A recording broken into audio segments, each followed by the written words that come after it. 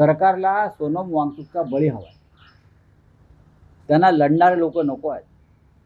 ज्यांना तुरुंगात टाकता येत नाही त्यांना ते अशा प्रकारे मारू इच्छित आहेत. त्याचं अण्णा हजारे जेव्हा उपोषणाला बसले होते 1992 साली 2004 साली मला वाटतं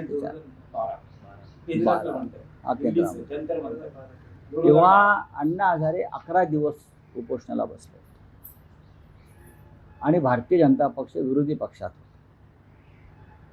आणि भारतीय जनता पक्षानं अण्णा हजारेंच्या उपोषणाला पाठिंबा दिला. अण्णा हजारे हे जनलोकपाल भ्रष्टाचार विरोधी कायदे या संदर्भात माहितीचा अधिकार असे विविध कारणासाठी बसले.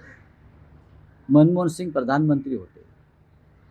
असा एकही दिवस गेला नाही मनमोहन सिंग सरकारचा की मोठ्या नेत्याच्या नेतृत्वाखाली डेलिगेशन जाऊन अण्णांना भेटलं नाही. केंद्रीय मंत्री विलासराव देशमुख यांच्यावर ती विशेष जबाबदारी. आम्ही होतो विलासरावांबरोबर तेव्हा दिल्लीमध्ये.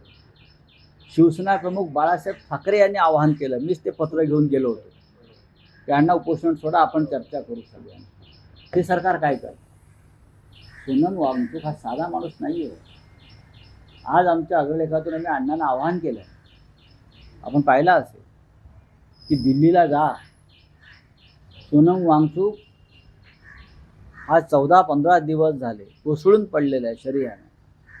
त्याचं डोकं मांडीवर घ्या आणि तुम्ही उपोषणाची घोषणा करा. तरुणांनी रस्त्यावर यावं.